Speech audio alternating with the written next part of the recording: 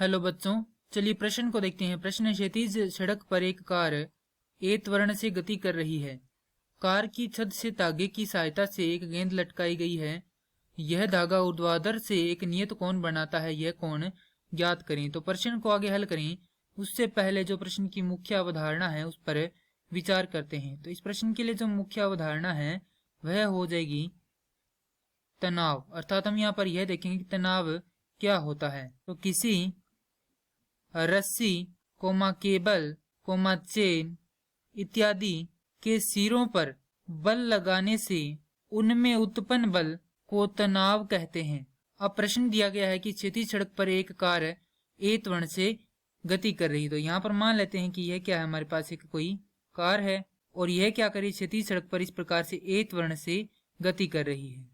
तो यहाँ पर एक गेंद को धागे की सहायता से इस प्रकार से इसमें लटका दिया जाता है। जब ये ए त्वरण से गति करेगी तो यहाँ पर यह क्या करेगी, गेंद पीछे की ओर आएगी और यहाँ पर एक कोण बनाएगी, जिसे हम मान लेते हैं कितना कोण बनाएगी, थीटा कोण बनाएगी। और यह कोण किसके कारण बनता है, इस त्वरण के कारण बनता है। तो हमें इस कोण का मान ज्ञात करना है। चूंकि यहाँ पर जो द्रव्यमान है तथा गुरुत्वीय त्वरण है उसके कारण यहाँ पर इस पर एक बल लगेगा mg, और तनाव के कारण इस पर, माफ कीजिए, बल लगने के कारण इस पर एक तनाव आएगा जिसको हम कहेंगे यहाँ पर T,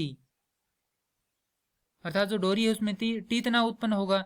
अब यहां से हम देखें तो इसका जो ऊर्ध्वाधर घटक है तनाव का वह होगा T कोस थीटा, और यहाँ पर लिख देते हैं T, और इसका जो क्षैतिज घटक है वह होगा T साइन थीटा।